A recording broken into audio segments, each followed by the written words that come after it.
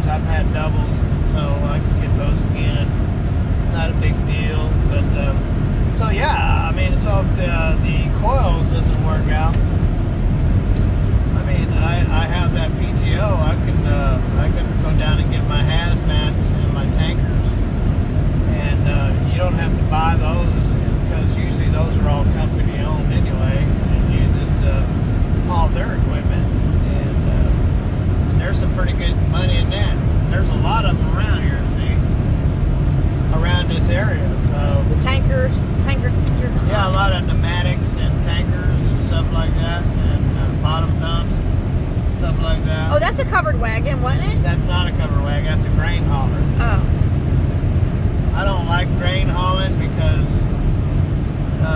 it's nothing for them to haul 50,000 pounds, and I really don't. I don't want to be hauling 50,000 pounds. That's truck abuse. All right, so what Stephen is hinting at is that it is he has rethought the process through, and he is now leaning toward not taking the PTO. Well, if I take it off, even though it's heavy and cumbersome and it's in my way, but since I don't have to take the transmission out, it's not really in my way. It just and I looked at it while I was under there. If I took it down, I couldn't move the air tanks anyway, because those air tanks weren't moved to put that on. The air tanks were there.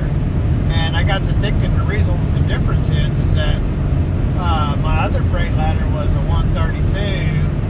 I think it was a stretched out dude. I mean, that other Freightliner I had was pretty long. And the air tanks were not in the way, but the air tanks are in the way on this. And if I took the PTO out, the air tanks were fixed where they are anyway. They weren't moved to put that PTO on. So I was thinking that if I took the PTO off, I could put the air tanks back where they came from. But the fact is, they are where they came from. So taking the PTO off wouldn't change that any. But the other thing is, if I take the PTO off, that cuts down my options, because you never know what a job is like until you get in. From the outside in, it looks great, and then when you get from on the inside, you get the inside scoop. And so I don't know how it's going to work out over here. Hopefully it does. I'm going to give it my best effort, my best shot, and see how everything plays out. If I make good money, so on and so on.